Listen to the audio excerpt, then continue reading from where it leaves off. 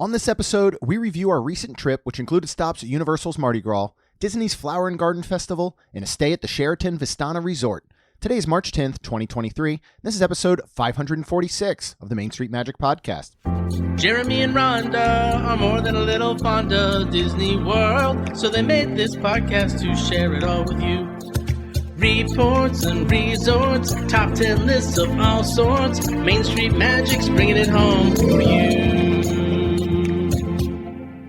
Hello and welcome to another episode of Main Street Magic. I'm your host, Jeremy Stein, and as always, I'm joined by my lovely wife, Rhonda. Hey guys. Make sure you check us out on the web at mainstmagic.com, as well as follow on Facebook, Twitter, and Instagram at mainstmagic. If you've not done so already, head out to Facebook and search for the Main Street Magic community and ask to join. And then if you hit that subscribe button, you're going to get brand new episodes every Tuesday and Friday. If you're planning a trip to Disneyland or Walt Disney World, it can be overwhelming and at times just downright frustrating.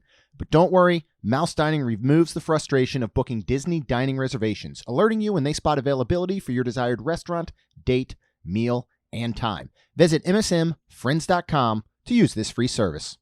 All right, before we get into today's episode and trip review, we have two corrections from the last two episodes that I will say in our minds we were well aware of, but that day that we recorded, we did 3 episodes that day. We're getting ready for the weekend that we're about to talk about in this trip review. I don't think our minds were quite right with it. So if you go back to episode 544, which was about the voice actors who've done multiple Disney roles, we are both aware that it was not Bonnie Hunt and Twister. It was Helen Hunt. Yes. But those that brought that to our attention, because I'll be honest, sometimes somebody will message me something like that and they'll be like, it was Helen Hunt. And I'm just like, I don't know what you're talking about. Like, I just don't even remember saying certain things sometimes. Yeah. You know what I mean? Like, we go through the episodes and have a conversation, but it'd almost be like you having a full conversation with someone and then them coming back the next day and just going, no, it was Helen Hunt. And you'd be like, what are you talking about? Remember we were talking about Twister yesterday? Oh, yeah. The other one is the voice actors who've done a single character, episode 545, Eddie Murphy. And I know Ron has mentioned something about him singing in the past. I only briefly mentioned him as James Brown, doing the hot tub scene in SNL. I don't know that you're aware of the song, but in 1985, he had, we think what the kids call it now, a bop. A bop. Party All the Time, which is an outstanding track. I've listened to it many times. I actually love the song. I have no idea why it did not come to my mind. That's funny. So I did want to just, so people don't think we're complete idiots. And I will say too, back with Bonnie, as soon as I was like, is she the one she's the one in Twister. I immediately just went, yep, that's her. And we moved on. But I think I also second guessed myself. Yeah. So everybody, thank you. And we really do. We do thank you for pointing those types of things out, because we always want to be as accurate as possible. But it's 100%. one, I mean, especially when somebody messaged me about Party All the Time, I was like, I messaged them back and I was like, the saddest part is I love that song and I know it very well. I have no idea why it didn't come to my mind. So, there's that, but we are going to talk about our trip last weekend, which included stops at Universal Orlando for their Mardi Gras, International Flavors of Carnival. We stopped at Flower and Garden. We had a stay at the Sheraton Vistana Resort, and we went to Lacey's Contest of Champions dance competition. Yeah. So we will touch on all of those, starting with Universal's Mardi Gras, International Flavors of Carnival, which is from February 4th and is going all the way up till April 16th, which is good. That's a good, nice. Yeah. And we're gonna kind of touch base on what we experienced during our brief morning there. We are going back this coming week, and we will spend a lot more time eating. We will go ahead and check out the parade. Yeah. So we'll be able to bring you another kind of update about that trip. I'll be on March 16th. We'll be seeing the parade. On April 13th, Rhonda and I are riding the float as annual pass holders. We'll come back and we'll talk about that as well. Apparently we get to throw beads. We do get to. Right? I'm excited. That's going to be something that we've never done. You want an outfit? I think I want a mask. I want a suit. I want to look like. That would be cool. We saw the masks there. You can talk. I mean, well, let's talk about the tribute store, because the tribute store has moved from the Stein building. Yeah. Next to Mummy Returns. It is now located in Williams of Hollywood in the previous annual pass holder lounge. The tribute store each season, I think, is one of our favorite things to visit. It is really cool. What did you think about this year's tribute store and the new location? Well, first of all, I didn't know you could actually go to different rooms, honestly, in this, because we were walking in and I thought it was just going to be everything in this one room. But so we did move through a couple different rooms. I'm not going to lie. It was a little let down. Yeah. It was sad to see it moved. I think because they do such a good job at the other place and they have so much to do with it. They have so much ability to do. Yeah. Whereas here it was very small and they didn't have a big to do about it. Like they didn't have. And then I'm thinking, where's all the stuff at? Like from past years, like that stuff's got to be in storage. Like, yeah. Well, what are they doing with the other building? I'm not sure. I know somebody will probably message and say what they're doing with the old tribute store area and the location. I just thought it was just underwhelming in general based on what we used to get. Yeah. Was more like it's one of those you don't want to play the comparison game, but it's hard not to, because when you compare it to past tribute stores, this was not as good. If this was the first tribute store we had ever gone into, we'd be like, this is really cool. You know what I mean? Yeah. And I think suites were still there. Yeah. I think both of us went in with all these high expectations and immediately were let down. So we kind of closed off and didn't really take the time to look at the detail. So when we go back here in a couple days, I think we ought to take the time to say, you know what? Let's actually take a look at the details. I was trying. Yeah. And again, they have them and they're neat and they're there, but they're so much on a smaller scale. Yeah. Compared to what it was. Yeah. So we'll give it another shot, though. Yeah. It's still great. They have wonderful merchandise, and you 100%. saw those masks there and earrings that you might pick up for when we ride the float. Right. And what is nice, too, is that they are in other places. So it's not just the tribute store. They do have the merchandise. Yes. Yeah. They have all the merchandise in other places, like merchandise places, like the big store. And then there's even a small kiosk. Mm-hmm. So, yeah, that's also nice to know. Although, sadly, the best time to get that stuff is going to be after this ends, as we figured out 100%. Previously, especially with like Halloween Horror Nights. So what we were mainly here to do, we had Lacey and her friend with us, but we rode some rides. Actually, was not a lot of wait times this morning. We walked on Fallon. We walked on Mummy's Returns. We walked on Gringotts. That was fun. And then the two girls wanted to split off and ride Hogwarts Express and go do Velocicoaster. So we're like, all right, well, here's our time. We've got about we've got like an hour and a half window that we can probably try some things. Yep. So we went ahead and just kind of started wandering around and hitting a few booths. So we'll talk about those items. We'll do a lot more when we go back, and then even more when we go back again. And we'll just continue to bring you some different updates and some of these different trip reports. So first, Rhonda, talk a little bit about the food and beverage card that comes on the lanyard, because this is awesome. such a great deal. Yes, it is. So a day guest ticket can get one for $65 with a $75 value. Now, this is not...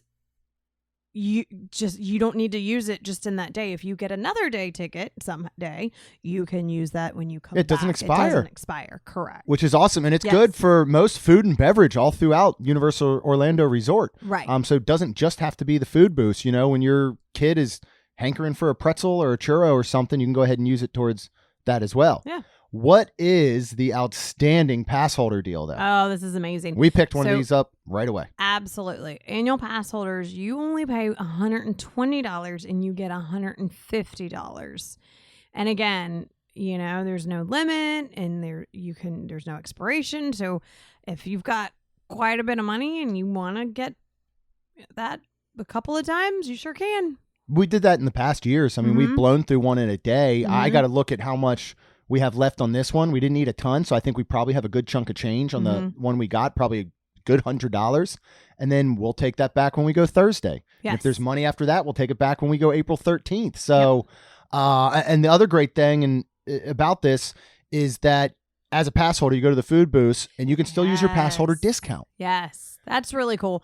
You're only saving like what I would call tax, correct? Like $1. Yeah, I mean, something. but what is it? I think 15%. But so that's double tax. Yeah. So you're certainly saving. I mean, if you add up, I mean, you're getting $30 free, and then on every item you buy, you're getting 15% off, excludes alcohol, I believe. You can save some money. You can do some damage with this card. You know, I mean, I think we swiped through the first probably 3 or 4 items. I mean, once we added up, and that was like our free $30. So it's almost like we ate almost close to free that day. Yeah. And then we'll come back. Yeah. Super cool. If you want to hear about all of the food booths as a whole, you can go back to episode 540. We did a bracket challenge with John Self, and he basically we pitted up every food booth all against each other in a bracket, and John ran through because he's tried every item but one throughout the entire festival. So we talk a lot about that. Nice. So you can get John's opinion as a dedicated food blogger. Again, we'll make return visits and talk more.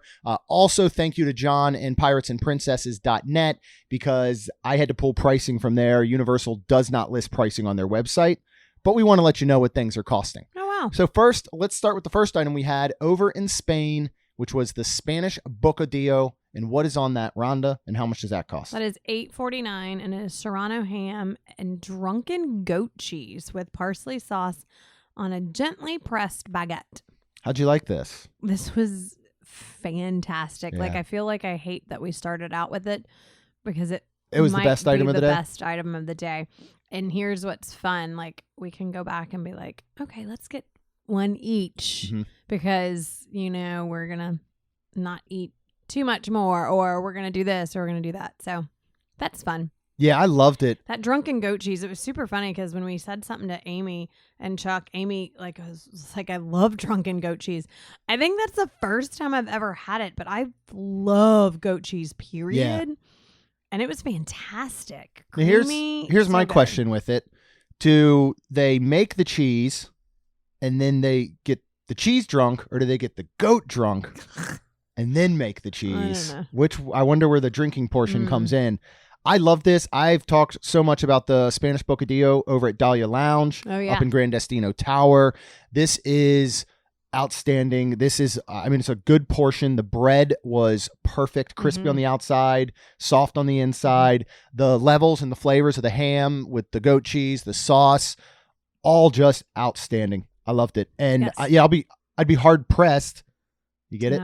To not get it when we go back here in a couple days. But I want to be like, all right, let's try some other stuff first, and then maybe that becomes our dinner. Like, we go back and say, here's the things we really, really loved. Yeah. Highly, highly recommend. At $8.49, that was our first free item. Yeah, and that was a good, like, 2 little halves. Yeah, it was a good portion. It was a good portion. I will say, and we'll talk about it more, they have good portions. One of them wasn't great, the one that we had. It was more of a, I feel like, Disney portion size. Yeah. But like, moving on to Japan, we had the Nakuman bun sampler, $9.99. What is included in that? So this is a trio of soft, fluffy steamed buns filled with char siu pork, thanks, teriyaki chicken, and a sweet coconut matcha custard. So these were very interesting looking, because you had a like reddish pink one. Bright. Yeah. A black one. Yep. And I think I'd call it your standard color, like, color bun that you'd see. Color. Yeah. So that was very neat and interesting. The buns, I think, were steamed to really good, where they weren't too dry. The pork and the teriyaki chicken inside. Well, let's go back a second, though. Here was the one issue, is that this was handed to us with no explanation of which bun was which. Yeah, that's true. So we had to. So we kind of you had to just bite into it to see. Yep. I like, which is fine. I mean, you figured out right away what it was, right. But it was like, I think we would have gone, like, I would have started with the teriyaki chicken on purpose, then gone to the char siu, right. Then finished, which would be more considered a dessert, of a coconut matcha custard one. But I think we ended up, I think the first one we tried might have been the coconut matcha custard. And I was like, oh, wait. So that was the only thing. But yeah, go back to kind of the buns and then the flavors installed. Yeah, it was really good. I'm glad that the pork and the teriyaki had enough moisture in there with some of the sauce that it was a really good bite. Yeah. Because I think, unfortunately, if it was too dry, then you would have just had a pretty dry bite. But it was really actually done well, in my opinion. Yeah. The matcha custard coconut was weird, but was good. It was so like, it was like you take a bite and you taste it and you eat it. And then you're kind of like, I kind of want another bite. I kind of want another bite. Like it was, it did. It was like, okay, that was the most surprising dish of the entire festival for me. I don't like coconut and I don't like matcha, and I like this. I've come around. It didn't have strong coconut. flavors of either. I felt like. I think I've changed my thing where I like coconut taste. I don't like coconut. Like coconut, shredded coconut, or anything like that. That makes sense. Yes. I really enjoyed these. The only thing that I didn't love is that there was kind of a harder exterior on the outside of the bun, but you could tell only because they had been sitting under a heat lamp for some time. But once that little and very, very thin layer that almost had like almost a crunch to it, everything else was done really well. And you're right, the inside made it so the outside of the bun wasn't too like dry, and I really enjoyed these. I did too. So we moved on to Central City because I had to get this. We get it every year we're there. Oh, yeah. This is the crawfish and shrimp boil. This is gluten sensitive. Again, they can't promise that it's gluten free. It could be prepared around gluten, so there could be cross-contamination. This is up there, a little bit more expensive at $14.49. But this is the what is in reason it, and is it why. worth it? I just heard say this is the reason why. You have a mixed bag of crawfish, shrimp, andouille sausage, potatoes, and corn on the cob. So, obviously, this contains shellfish. And you got, a good, 4 or 5 pieces of shrimp? I think it was about 4 shrimp, 4 crawfish. I think it was 2 good-sized chunks of sausage, several potatoes, and then half an ear of corn. And the potatoes were fantastic. Were amazing. Like fork Everything tender. was good. Everything, it's in a bag, so the only downfall to this, and this is every year, and this seemed better this year, though, I will say, is usually your crawfish and your shrimp is a little overcooked. Yep. They are. And these were, but not as bad as last year. Agreed. Does that make sense? Yeah. So. Yeah. I mean, I like this dish. It's not, I will say portion size. This is a meal in itself that I feel like you could go sit down somewhere in New Orleans and get. Now, it's not the quality of sitting down in New Orleans and getting it, of course, but I think it's really good. And I mean, it's fun to get a little messy. I could always use maybe a teeny bit more seasoning. But the sausage and the potatoes are the standout of this dish. Corn on the cob, though, was the corn on the cob was really good too. There's something about corn on the cob that is done that way, and it's almost overly cooked. Like it doesn't have the snap to it and the crunch to it that you would with like a regular steamed corn because it's boiled within all this stuff. But it gets so saturated with flavor, and so and it's easy to eat. Like it is so good. So I'd recommend this. They also have a crawfish only boil. They have a shrimp only boil. But I'd say go ahead and get the combo if you like both of those. Yep. All right. Finally, we're going to move on and end our day at Brazil with the picanha skewers. This is also gluten sensitive for $10.99. What does this include? This is beef sirloin cap with chimichurri, smoked salt, and pico de gallo. The Brazilian cheese bread. It's the I don't know how to pronounce it. The pau de coelho. Yeah, it's the little. It's not pico de gallo. It's the little cheese bread like you get at Brazil over at Disney. It was super good. It was really good. Now this was a much smaller portion. It was very small. Yes.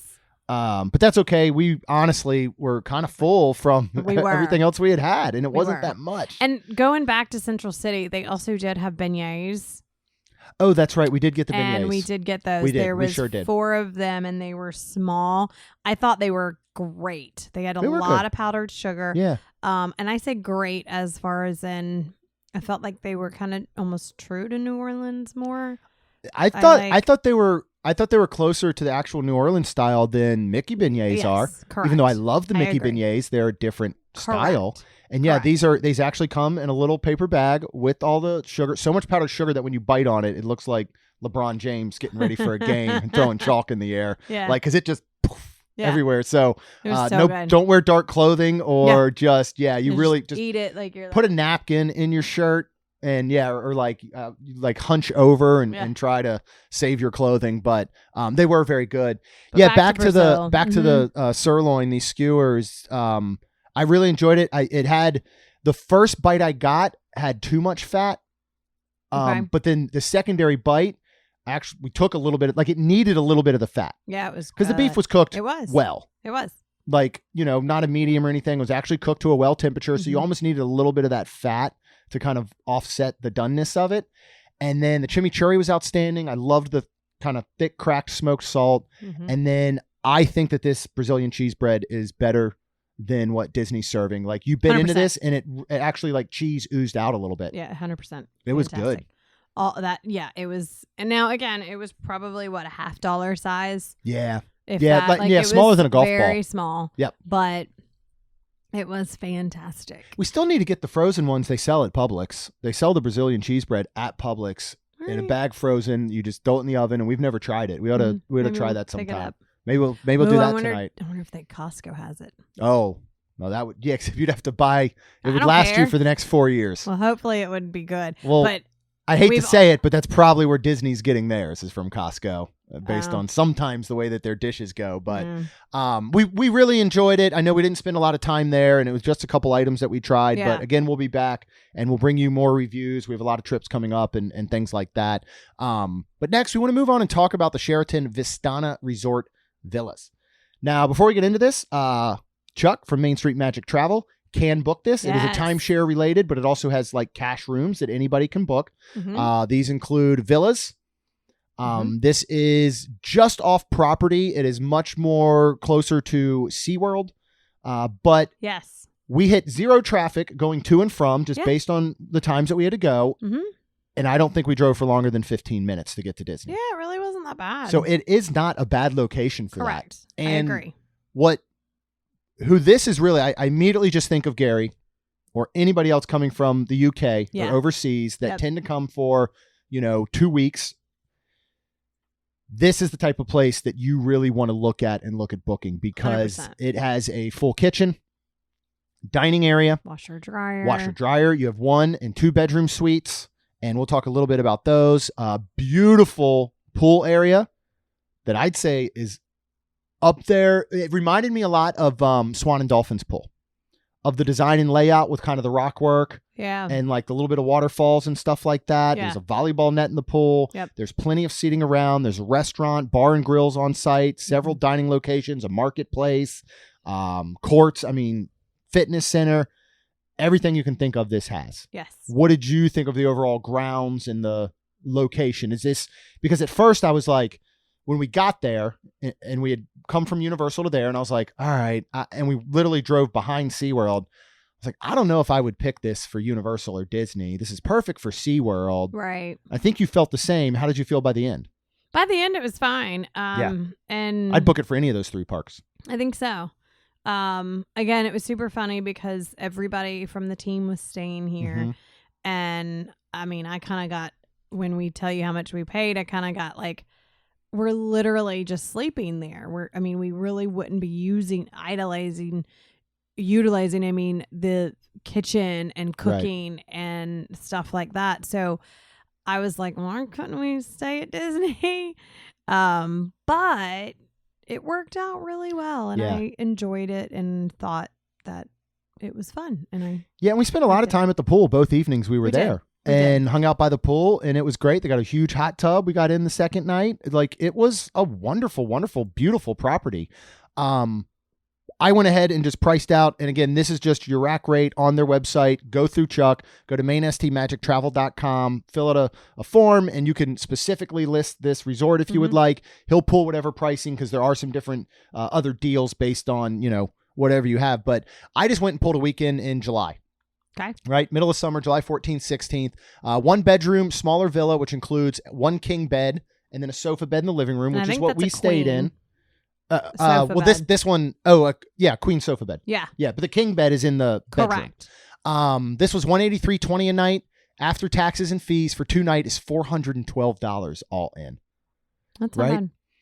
Talk about the 1 bedroom and the layout and all. What did you think of that? It's It a was very interesting layout. Yes, to But say it the worked. least. It did. So there, like you said, there is a living room and a TV, and where you can eat, and the kitchen. So there's access to go to the bathroom from there. But this one had like a door you walked in, and then there's a sink and a mirror, Mm-hmm. and then another door that then you open, and then there's the toilet, another sink, and shower. Mm-hmm. And then another door after that you open, and then it's into our bedroom, and then there's this giant tub that's the jacuzzi tub. Yeah.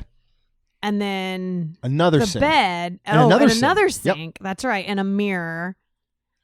And then our bed, and then a dresser and a TV. Yeah, it's like, I mean, it's basically, although a Jack and Jill bathroom would normally connect 2 bedrooms, Right. you know, and you each might have your own sink area, and then you go in and there's, Right. you know, a toilet and shower together.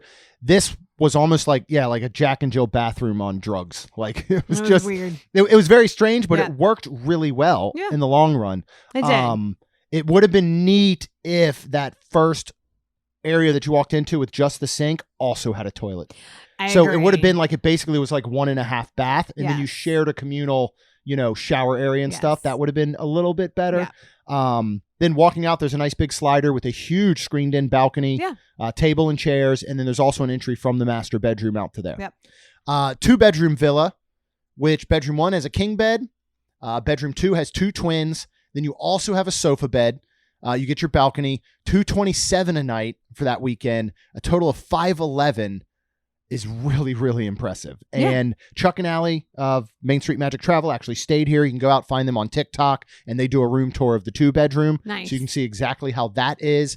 They also offer a 2-bedroom townhouse with a similar layout that is about the same price. So there are a lot of options here. That's neat. We talk a lot. We don't have a big family, as in I call a Correct. big family anything over 4, because Yes. most hotels are made for 4 people. Right. When you start to get into the 5 and Right. up range, whether it's you've got several kids or you're going with other family members or a group of friends, it can be very hard to find stuff on Disney property that isn't going to absolutely destroy your bank account. Correct. When those work for you, highly recommend, because you cannot Absolutely. beat the location, you cannot beat the amenities, you cannot beat the cast members.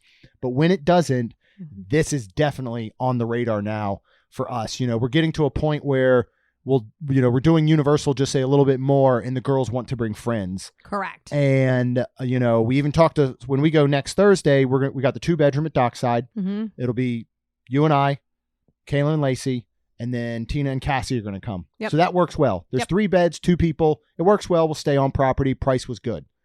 We started talking about, what if Kaylin wanted to bring her new little boyfriend? Mm-hmm. Now we might start talking about like a 2-bedroom here.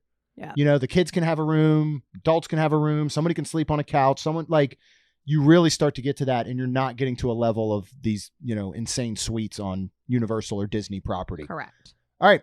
We'll talk real quick about the Contest of Champions, which moved from Wide World of Sports to the Contemporary, which I was disappointed at because I really That was wanted to very go to an sad. event We were very sad. at Wide World of Yep. Sports. And Coach Nicole told us that Disney never said anything. All of a sudden, their It's weird. emails just started saying the Contemporary. Yeah, with no explanation or anything. No. So we were I think somebody overbooked. possibly. I don't know. And all of a sudden was like, because this was a week or so maybe before, I feel like. It was not long before that we found this change. Yes. And it didn't affect any other plans. No. But there's going to be no parking at the Contemporary. Correct. So they set up because Typhoon Lagoon's currently closed, Correct. all dancers, parents, everybody would have to go park at Typhoon Lagoon, and then there would be shuttle buses running to the Contemporary, and it would be the same way going back. Right. So originally, we didn't really know the schedule. We didn't know how things were going to work. We thought that we were going to go see her dance in the morning. We were then going to monorail to Epcot. We were going to do some flower and garden, and then we thought we were going to monorail back to Contemporary to check out the awards ceremony in the afternoon. Yes.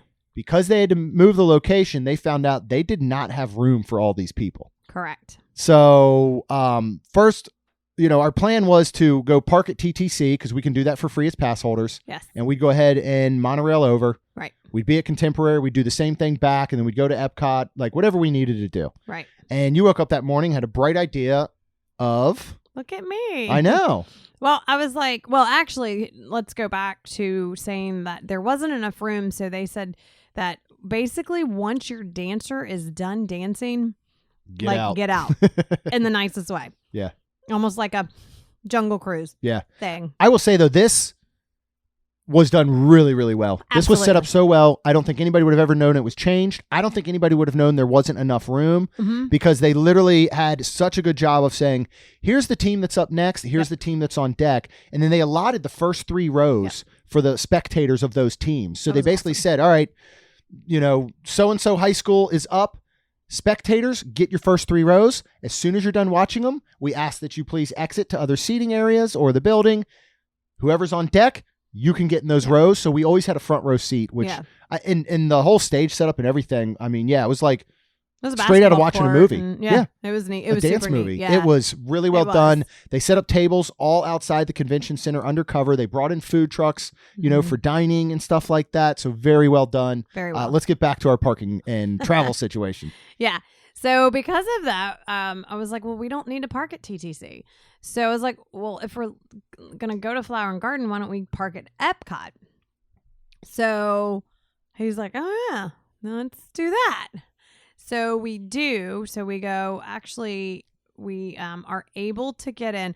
Now, this was the weirdest thing ever. So we were going to park at 7:30 a.m., but we were there at 7:25.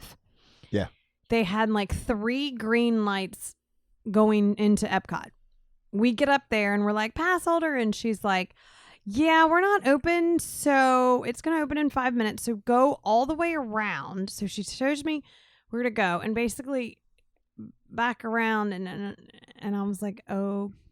You basically make a big circle and get in a separate line. It was odd because it was so weird. Well, and you made a good point because you're like, why wouldn't you just allow the cars to queue here? My guess is because they then don't want people going, all right, well, I'm going to show up at 7:15. I'm going to show up at 7. I'm going to show up at 6:40. Like, my guess is that's the issue, is that they're worried about people just getting there earlier and earlier, whereas they flat out say, no, you can't even line up here until we open. You know what I mean? Yeah. But I go back to the opening of things like Rise of the Resistance, Galaxy's Edge, things like that, Mickey and Minnie's. We were able to queue in that line, and they just let all the cars, but there were so more of us at the time. Right. And I understand that, but what I was so confused is, so now you're telling me to like go around, and then there's this other like offshoot that then you can almost like completely make a circle, but then there's these cars just sitting there anyways. Right. And basically by the time we made the circle, by the time we made the circle, a minute later they opened it, we went in. Yes. So just a little, it was funny. And we only note these things because, we've been going to Disney every month for 8 years now. We have, we've gone, hundreds of times. We've been to Epcot so many times. We've parked at all the parks. We've been there for openings at 3 a.m. of Galaxy. Like, we've done all these things, but I don't know that we've ever shown up 5 minutes too early at Epcot on a normal day. And it was just something that we learned. Yeah. Something else we learned because our thought was we'll park. Yes. And then we'll hop on either a bus to Contemporary or the monorail. Having never stayed at the Contemporary or very few, we've only stayed at Poly as far as any monorail resorts go. We stayed at the Contemporary, but we stayed in the Garden. Well, no, that's right. But we didn't leave. Like, we literally didn't leave the Contemporary almost that weekend, I think. We walked over to Magic. Yeah, that was pretty much all we did. So, good point. But we had never had to make it from just, say, Epcot to one of the monorail resorts. And we just thought, all right, whatever comes first, a bus or a monorail. Well, there are no buses because there is the monorail. Correct. It's very similar to Fort Wilderness. On the bus route when we went to go look at the numbers. I did not read, Rhonda. I know. You expected me to read that? I did not. I just started looking around at numbers and signs and saying, where's Contemporary? So then we were trying to think, and then all of a sudden we kind of realized once we read that it says to take a monorail, and the monorail was running. Yeah. But again, it makes perfect sense. Like Fort Wilderness, there is no bus to Fort Wilderness because there's a boat. Correct. So we just didn't think of it. But again, it was literally something that we learned and we didn't know. Best part was we had a monorail to ourselves. Not just a monorail car. We had the entire train to ourselves. Yeah. Which was, I don't know why, it was cool. Nobody else got on. Not another single person got on. And then when we got off, not another soul got off. So unless there was somebody else. Right. And I don't believe there was. I don't either, because we stopped a whole bunch. So you got to come around. You got to transfer at TTC. You're going to stop at Poly. You're going to stop at Grand Flow. Even though it's the Resort Express, it stopped at Magic Kingdom. Yeah. before we made our way to Contemporary. Mm-hmm. But this is another reason why Disney puts on their website, allow 90 minutes to get from any one point on property to another. Yeah. So if you have any sort of and we wanted to be over there by like 8:30. Yeah. We were parking at 7:30. So Yes. we didn't even allow time, and we made it there in plenty of time. Thank God. But that's the reason they tell you. So if you have a 1:30 p.m. dining reservation at Disney Springs and you're at Magic Kingdom, leave at noon. Mm-hmm. And if you get to wherever you're going too early, that's okay. You can check in 15 minutes early. Maybe they'll get you in, but just allow that time. And this is exactly why. When you think about and that's not even travel time. Think about us not knowing what the heck we were doing, parking, going to look for a bus, realizing there isn't a bus. So going to look, we got to take a monorail. Like that right there takes time as well. Yep. So just something to note. But Lacey's team did amazing. We're so proud of her and the entire team. This was the first year that they had Mill Creek dance team, period. This was also the first that Lacey has ever danced with a team. I would assume other girls were the same. Yeah. So out of all that being said, they did wonderful for their first year. They did. They even placed third in their Palms. So they did get a trophy. Although there was only 3 in the thing. So if you're not there, you get nothing for sure. So the fact that they were even there. I wonder if they would have been 4 in the Palms, if they still would have gotten third place. Yeah, I don't know. But I was awesome. super proud of them. We were so proud. Super proud. Yeah. And let's move on, because otherwise we can do a whole episode about how proud we are. Of course. And it'll just both of us crying pretty much the whole time. All right. So that is just, again, something to note. Let's move on to Flower and Garden. And much like Mardi Gras, we're going to focus on the things that we did that day, which was a heavy focus on trying food, specifically new items. If you go back to episode 542, I'm giving people so much homework. Like if you haven't listened to all these episodes, you got to go back. That was our event preview, and we cover everything that there is to offer at Flower and Garden. We talk about our previous experiences. We give you tips and advice on how to best enjoy it. We run through every single menu, again, giving you thoughts on things we've had in the past, things we were looking forward to. Food menu. Again, we will be visiting this several times throughout. Runs for 4 solid months. 4 solid months. So we'll be there several times. I mean, twice again in April for sure.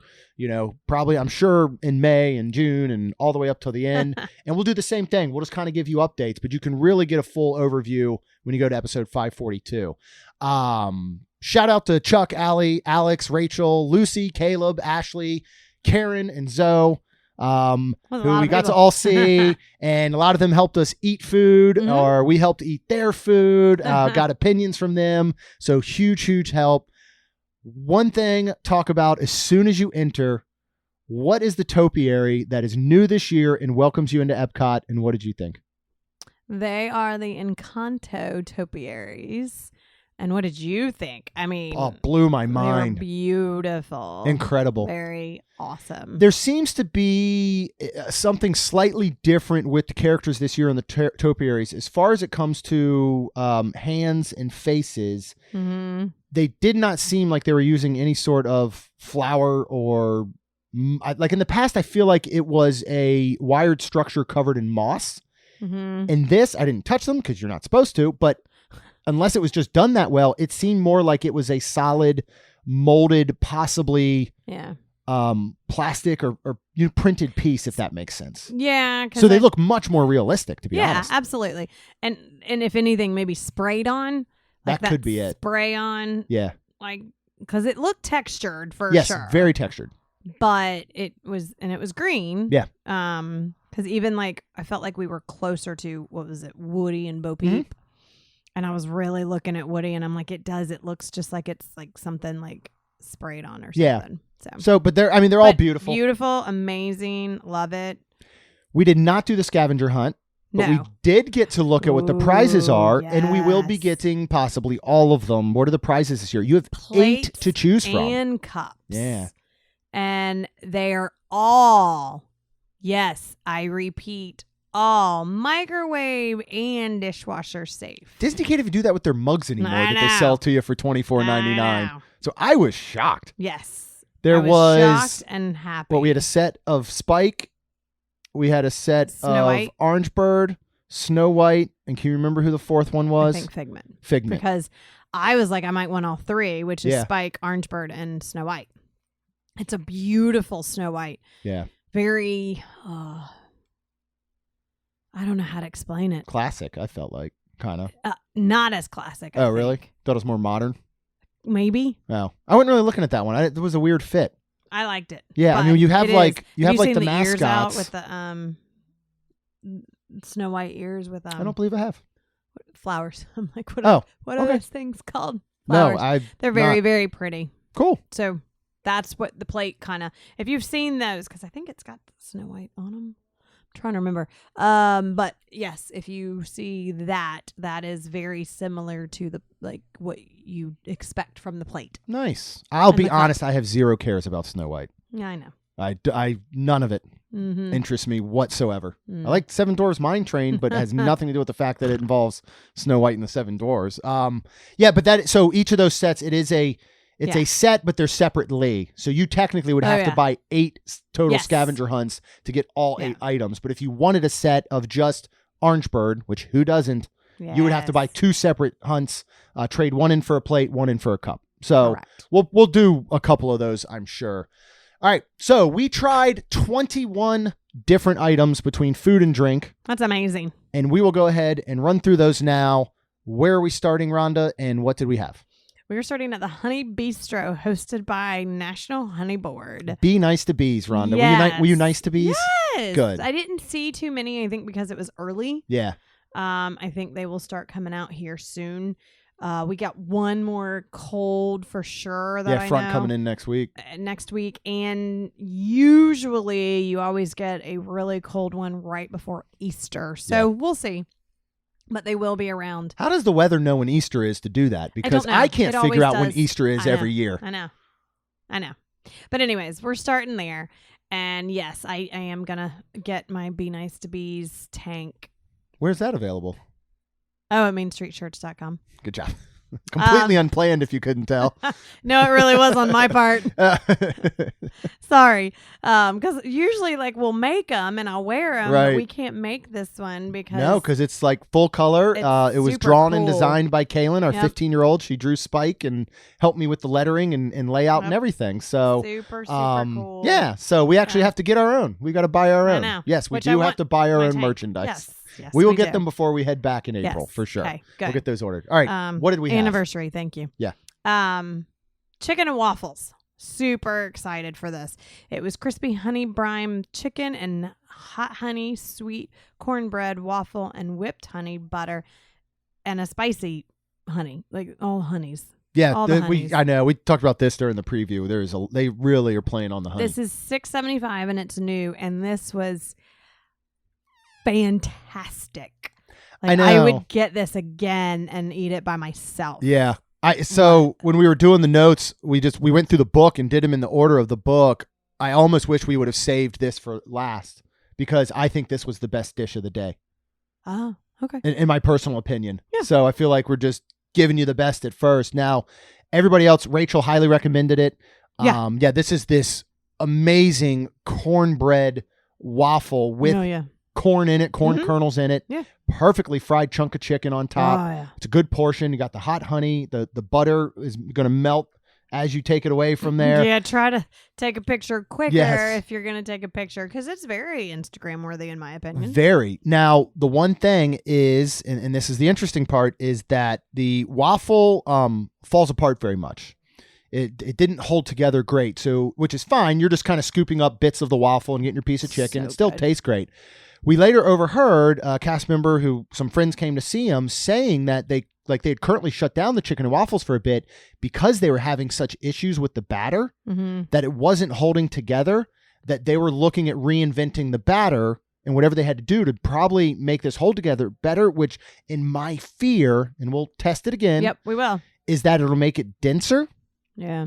We'll see. I'm sure the flavors will still be there, but they're going to do something to thicken it up. Yeah. But just a note, if you go and all of a sudden you're like, this thing was like a brick, Right. that's not the one we had. Also to note, yes, there is honey and a spicy honey on it. If you're like, I hate spice, they will keep that off too. And a lot of times when you ask, they will ask you, is this an allergy or is this a preference? And just say preference because that's what it is. And somebody even got it on the side. Yeah. Just to check it. Yep, Did you find it spicy though? No, it was fantastic. Yeah, I didn't find it but super I like spicy. spice. Right. So we're going to have a different opinion than someone who likes. Yeah. I mean, My if my mom- parents had it, it would literally be in a cartoon where fire shoots out of their ears and their head pops off. Like the little logo guy on a Warheads candy. That's what my parents would look like if it was this. That is honey. true. My mom can eat a little bit. So I would be curious how she would say this would be spicy. Because sometimes she's like, oh no, that's fine, or she's like, oh yeah, I'm done, and I would get it next time without. So I don't know. I also like But what they were doing on the is side. that it's the drizzle of the hot honey as opposed to almost like a Nashville chicken where they're going to toss it in it, and then by the time you get around to eating it, sometimes you lose that crispiness of the breading. You didn't lose that here. This thing was so good. This will be one of those that we'll go back and go, all right, we got to try all different items, but let's go ahead and get that chicken and waffles again just because we loved it. What's the next item we had that's new this year?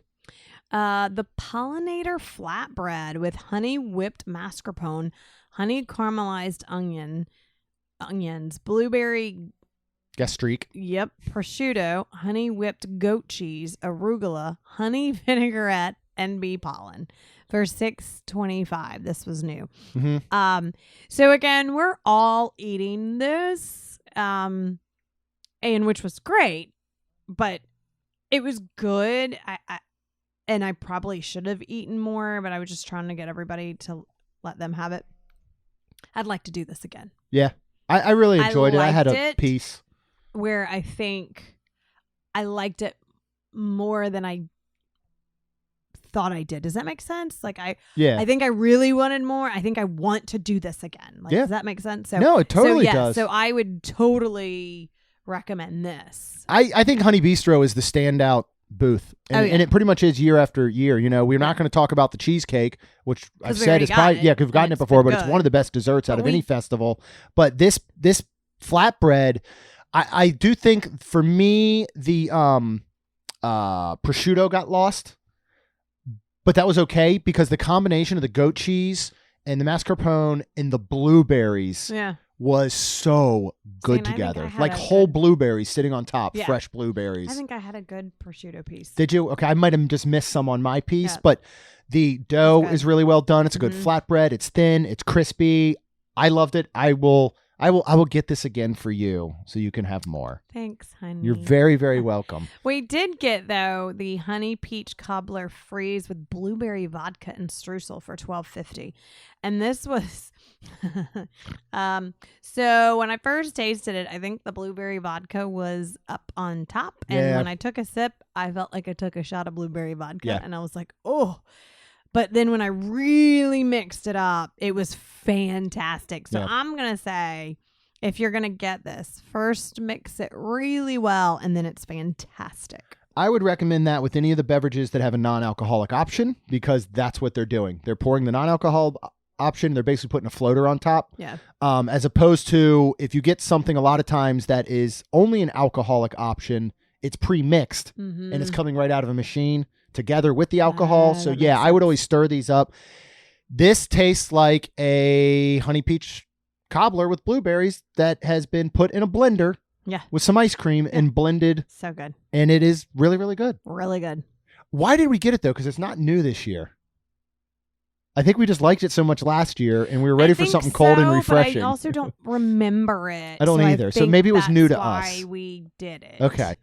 All right, well, let's move on to the Pineapple Promenade. We're going to talk about two drinks here that actually I was able to taste, or you tasted the one that Ashley and Karen got. Karen. Yeah, Not Ashley. Well, the first one is the You Urban taste it. Artifact Teak Tropical American Fruit Tart from Cincinnati, Ohio.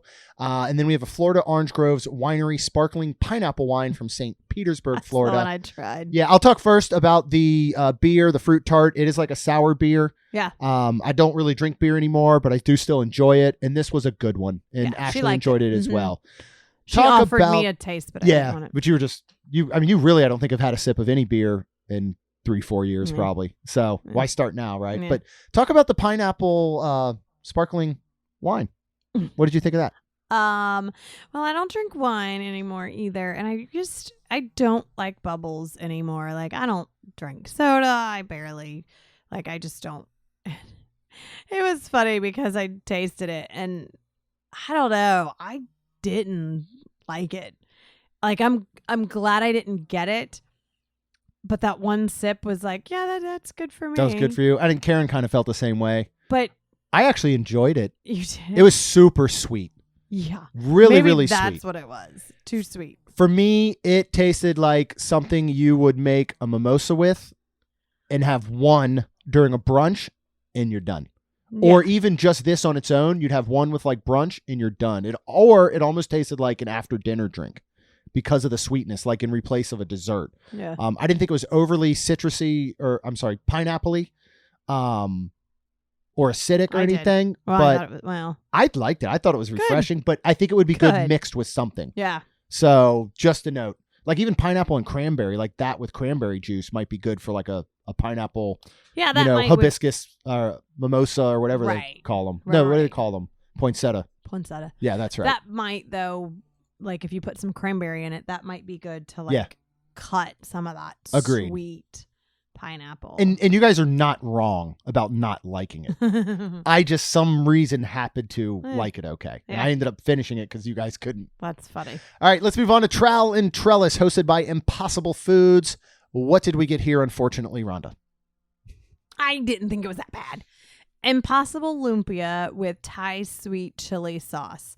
This is new. It's plant-based, and it's the Garden Graze for $5.50. We didn't get any stamps either. Here's one thing I'll say. Between all of us, how many did we lose? 4? Oh, at least. I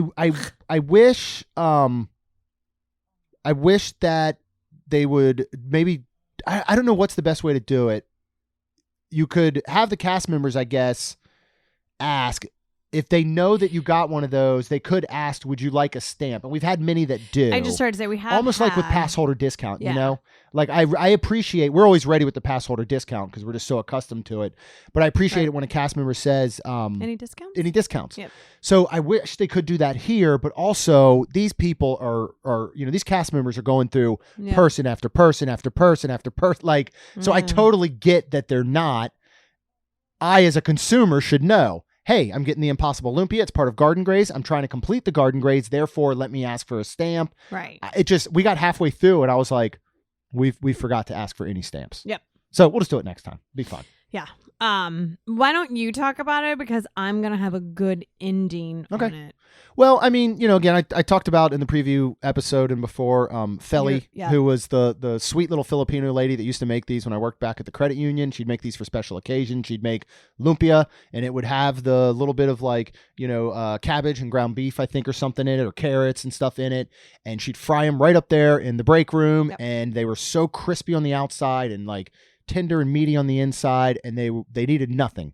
That was it. You just ate them like that. I understand this was Impossible meat, which I think is a wonderful replacement for regular meat. I actually Absolutely. really enjoy it. I think the problem with this was they were just rolled up almost like a taquito. Yes. They were. And they did not have a lot of filling in them. They also were smothered in this Thai chili sauce, which I like Thai chili sauce, Mhm. but they had sat out long enough that they were soggy. So like it was one of those, and we talk a lot about this at the festivals, somebody could have gone back the next day or the day before and it could have been absolute perfection. It could have come out Correct. fresh. They immediately like, oh, we just made some. Let me put some sauce on it. I'd like to ask next time, if we were to get this, could you get the sauce on the side to dip? And I think it would have been good. Flavors I thought were good. I would have liked a little bit more filling, and I just wish that it hadn't been soggy. Yeah. Also, I wish that the wind had not blown the last two onto the ground. Yeah, again, it was windy, but there was a lot of us, and I thought it was actually good. I enjoyed. In fact, I picked up another one to eat. There was quite a few of them. Were there 5 of them? I think. Yeah, it was a good portion. 5 of them, and it's what, $5.50? Portion. No, yeah. I agree with that. And yes, the chili sauce was making it a little flimsy. I'll call it that. But that's a good way to put it. Not soggy. It wasn't. Yeah, it was just flimsy. It was good. All the flavors were there. The meat is always like, it's meat to me. Which though, with the people that are complete vegetarians, I know the Kaylin's little boyfriend does not like Impossible because he said it just made him a little uncomfortable because it tastes that much like meat. That much like meat. Yeah. So just a little warning out there. But I love it. I would eat this. Like, I don't need to eat meat. I could totally eat this. But I thought it was really good, and I think that's something I wouldn't mind trying again.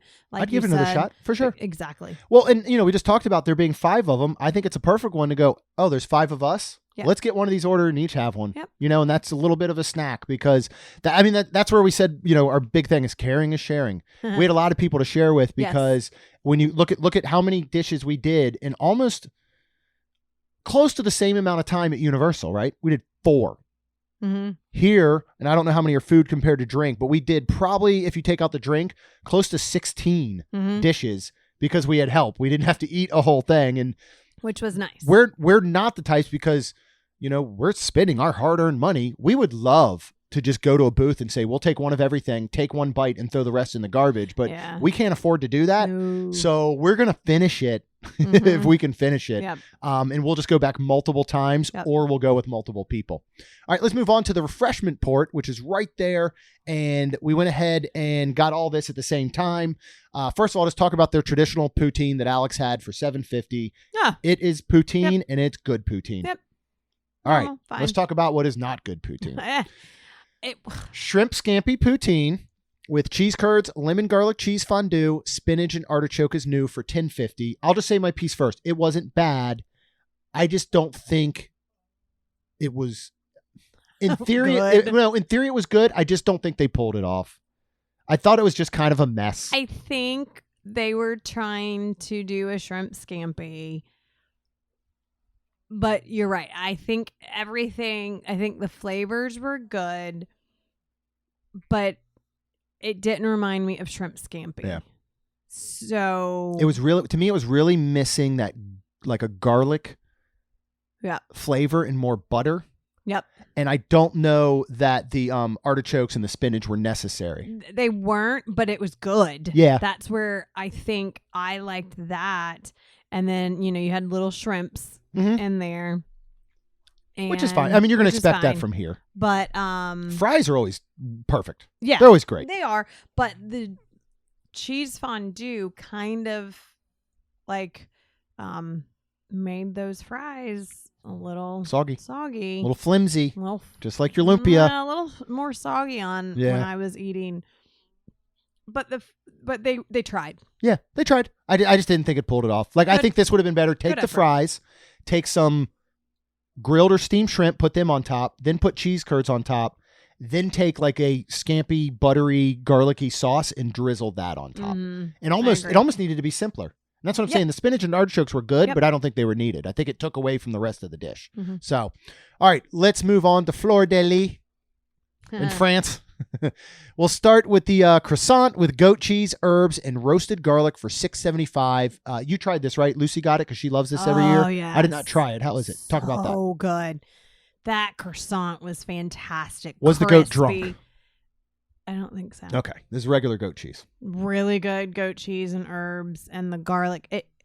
Everything. This was absolutely on point, and I would totally get another one if you want one when we go back. Okay. I'd like to try it. So good. Yeah. That croissant just so flaky and crispy, and then the cheese was it was perfect because sometimes I don't like too crispy of a croissant because it just they're hard to eat, honestly, when they're all flaky and break up. But gosh, they're good. The goat cheese and herbs and the roasted garlic was so creamy. Oh, it was a perfect combination. And this is a good size. Like, this is not your it's Pillsbury no, it's croissant yep. you roll out. It's like those massive ones you get at like Mhm. Walmart or something, you know? Yep. So we'll definitely get that next time.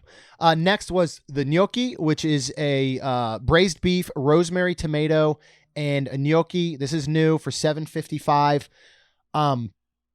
This is, wasn't it like a... Yeah, so it was like a gnocchi, a thick gnocchi pancake. Yeah, I didn't... Here's the thing I about didn't this, get okay? gnocchi about at all. This it was good. Delicious. It was delicious, but it should not be called gnocchi. None of this reminded me of gnocchi, and I understand the braised beef might remind you of good. France, But to should've me, been- this should have been at Magnolia Terrace in America. Yeah. This was like Christmas in a dish, and I'm okay with it. It was good. I would get it. Yeah. Like, I'm not saying don't get it. Correct. It's just I was expecting, little pieces of gnocchi, maybe this shredded braised beef with this kind of like tomato, maybe almost marinara style, and some fresh herbs.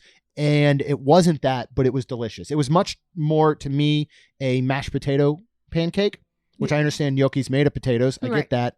But I think loved you're it. It's supposed to taste like a pasta. It's supposed to taste like pasta, not like potato. And This tastes like mashed potatoes. Really good, creamy mashed potatoes. Yeah. And the beef, you looked at it and it started to shred and fall apart. So I loved it. Super flavorful. Yep. Like, had a gravy to it. I would get it again for sure.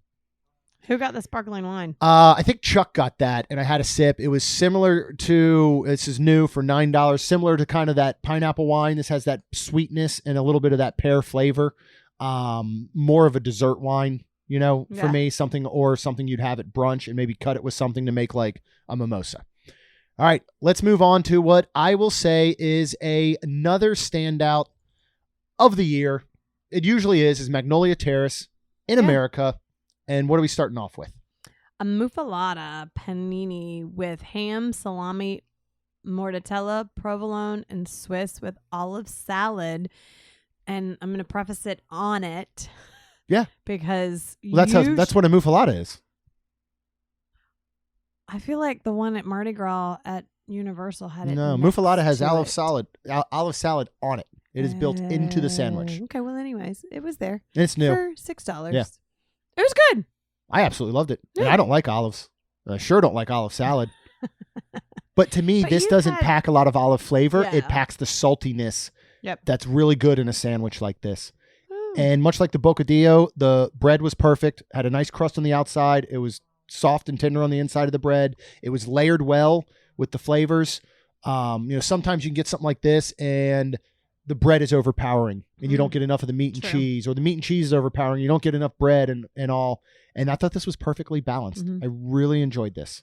Yeah. I would get this again, especially for $6. Yeah. This is another like snack meal. Like, this is one that's like, oh man, we got sit down dinner reservations in like an hour, but boy, am I getting hangry. Get this thing just to tide you over for a little bit. Or the next thing. Yeah. What's the next thing? Crawfish pie.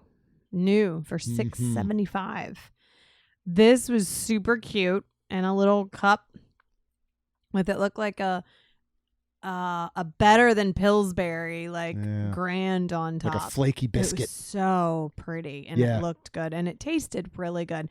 There wasn't a ton of crawfish, I don't think, in it, correct? But that flavor, holy moly. There was no doubt that this was made with crawfish. Absolutely. Even if there weren't a ton of chunks of it. Correct. The one bite I did get a small tail. Yeah, I think I did too. And this It was super good. And Lucy said perfectly, when you look at the color. Oh, and she's and a kind New of the Orleans thickness, girl. you could tell that they really made like a roux. Yep. And they spent time on it, and they let it get that, dark, thick, brownish color, and then added everything else in the stock and the crawfish and the flavors, and it was really good, super duper flavorful. That's awesome. I could eat one on my own for sure. Oh, absolutely. Yeah, because it's the size of like, your typical like ramekin. Super cute. But I loved the flaky biscuit kind of on top instead of it being like a actual pie. Yeah. Because all of the crust stayed flaky. Again, if you made an actual pie where you also had crust on the bottom, that's just going to get super saturated and soggy. So I thought this was outstanding. I know what you were looking forward to the most was dessert. Yes. And what was that? Bananas Foster's bread pudding. It is new. It is $4.75. What'd you think? This is the best dessert. It was fantastic. Okay. I loved every bite of it. In fact, thank you all for just taking a bite and then letting me have the rest, because I did. I ate it. I loved every bit of it. The bread pudding, like it was the bread pudding, and then bananas on top, and then like I think there was some ice cream or something. I don't know. It was I think there's some sort of cream sauce with it as was well. all so good. Yeah. I mean, slices of banana, Oh, yeah. and as though they had been, flambéed with rum and brown sugar and all of that sitting on top. Like this, other than the fact that we didn't see them make this, Correct. it seemed like something you'd get made tableside at a restaurant. So good. I loved it too. Yeah. This will be another one that'll be hard to like not I get just when started we to go say back. this, like the next time we go, like I'd love, because again, I only got like one bite of the crawfish pie. I would love to go back and get a crawfish pie and a banana foster and just you and I share it. All right. We got time. We got 4 months. So next at the refreshment outpost, excuse me, I stopped for a lavender martini. This is Boyd and Blair potato vodka with lavender and lemon for $11.50. Didn't love it. It was. Oh, I thought it was good. Didn't I notice some? Yeah. It just, I don't liked know. this It was just one of those, I don't know. Like it was one of, I just didn't have, maybe I just don't have an opinion on it. Like I didn't hate it, but I didn't love it. It was just there. Okay. It was refreshing. I liked it. I will say that. You liked it a lot more. Maybe I feel like a lot of people have very strong opinions on the flavor of lavender. Yeah. I think I'm one of the people that just doesn't like lavender. Yeah. I just happen to not like it. The way somebody's like, I just don't like cilantro or whatever it may Oh, be. Like yeah. you just don't like that flavor. Yeah. And that must be me. Well, yeah, but like cilantro is way different. I That know. people even I know. say I think it tastes like soap. Yep. All right. We're going to move on to Florida Fresh. And this was actually, I believe, the last booth we did of the day. As we were kind of getting ready to head out, go back to see Lacey and all, because she was back with the team and stuff at the hotel. First is the grilled street corn on the cob with savory garlic spread and spicy corn chips. This is plant-based. It's a garden graze item for $5.75.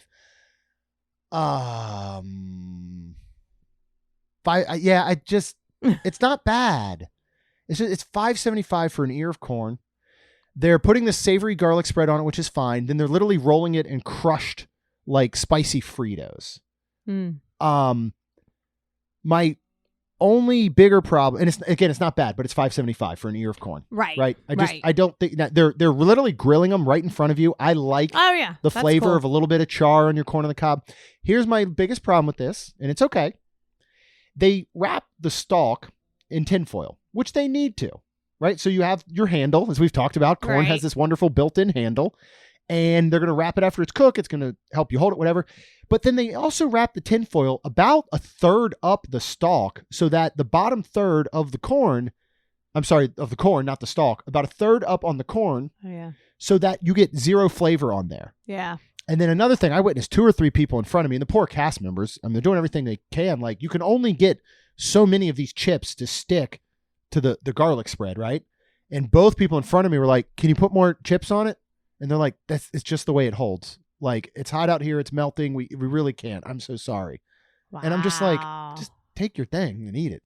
But it's not bad. Or take some chips and put it on the plate. Yeah, I mean, they could have done that, I guess. But I think $5.75 can be spent better elsewhere. I agree. That's all. Like, for example, throw an extra $1 in and get our next item, which was what? Fish slider with roasted tomatoes, watercress, and citrus remoulade on a brioche. That's a newie this year. Yeah, this was really good. I remember I took just one little bite and it was fantastic. So Did you love it? I want to say for me, this was the surprise standout dish of the day. Okay. I can't say it for sure because Lucy and Caleb had already told me how good it was. You know what I mean? So it's not like I just went in blind. I specifically got it, and we stopped here because they said how good it was. Okay. I thought it was outstanding. Yeah. I loved it. The blackening was real good. Mm-hmm. The fish was super flaky. The bun was you were worried perfect. about that, which I was like, I mean, if they do a good fish, like even tilapia, you cannot taste fishy sometimes. I loved it. Was it tilapia? Do you? I honestly don't know. So if it was, good on you guys because you fooled me.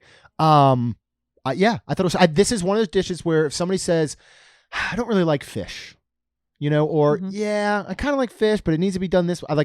I would get this, and I think you may go, okay, I like this fish, and you might not, but it was super good. It's another one I'd get again.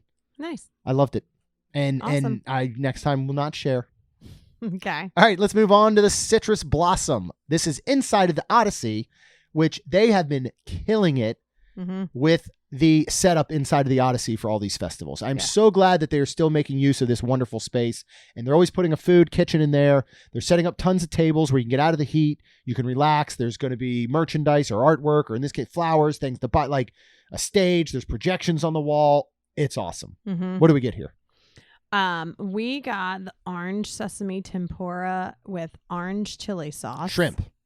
Yeah. Oh, did I leave that word You missed out? you missed the protein portion. Sorry. It is new for $7. This was really good. Yeah, it was. Like it really was. It's your shrimp tempura and orange chili sauce. I think there were 5 of them as well, maybe. So it was a good portion, especially for $7 in shrimp. And what they did is they, peeled, deveined the shrimp, tail off. They stick a skewer through it so it's straight. So it's this ends up being like a 4 or 5 inch long shrimp. Yeah. It's perfectly straight. Batter it, tempura it, take the skewer out. It still holds that straight portion. So it's weird when you first get it. Yeah. Because almost like the lumpia, you're just like, are these like these 5 little just straight things? There's a shrimp inside there. But it was so good. And the orange chili sauce was like your orange chicken. But yeah, basically this is orange chicken, but with shrimp. Yeah. I loved really it. Good. I really, really liked it. What else did we get that I thought was outstanding? We got the citrus baked brie with preserved lemon marmalade, limoncello macerated blueberries, and spiced macarona almonds. Marcona almonds. Okay, those for $5.25. This is new as well. Yeah. What did you think? I mean, you just said I loved it. You said you loved it. I've almost yet to find, if you put brie and any sort of fruit together, I'm loving it. I don't think I loved it because of the fruit. Really? We love brie, the baked brie with the raspberries. I don't remember. I remember loving the Didn't we get the cake? No, that was Festival of the Arts. Oh, they're all blending together now. They are blending together. But we did get the orange lemon smoothie in the souvenir orange bird sipper cup, and this is of course non-alcoholic. And it's nice because when you buy the orange bird, they're like, "Do you want it in the bird or do you want it on the side?" So they say the same thing about stuffing. Oh yeah, that's true. It is an orange bird sipper holding an orange sipper. Yeah, it's super cute. It's absolutely adorable. Yep. I love him. And for an additional cost, you can get an orange bird little golden book. Yep. Which we did not do. No, we thought we did. But to ask, I thought it was all one. She looked at the receipt and then I did. And the orange lemon smoothie's good. Oh, it's really good. It's not overly anything, which sometimes I feel like those can be. Yeah. But I mean, he's just too adorable to pass up for $15. We've got several of them now. I think that's our 3rd. Yep. Color on that one back there is fading, unless that's how he always looked. I'm not sure, but I think all right. the way he's always looked. They're changing him up. That was our 21 items, mostly new, mostly food that we tried at this flower and garden. We will be back for sure trying more on April 14th, on April 15th, on April 22nd. Oh my goodness. Move into, I'm sure we'll go Mother's Day weekend. So we will make sure during the course of this, hopefully sooner than later, we can work through all the booths. We can give you some more opinions on food as we see it and as we have it, as well as at Mardi Gras and the festival there over at Universal. So thank you all so much for listening. We truly appreciate it. Of course, every time that we eat or drink anything at these festivals, we go live in our Patreon group. You can find out more about that and sign up at wonderlandcrew.com. If you're booking that next Disney travel, reach out to Chuck for a free quote at mainstmagictravel.com. Hit subscribe. And of course, we'd be so thankful if you could leave us a rating and review. Because it helps our show grow. That's all we've got. We'll see you real soon. Jeremy and Rhonda are more than a little fond of Disney World, so they made this podcast to share it all with you. Reports and resorts, top 10 lists of all sorts, Main Street Magic's bringing it home for you.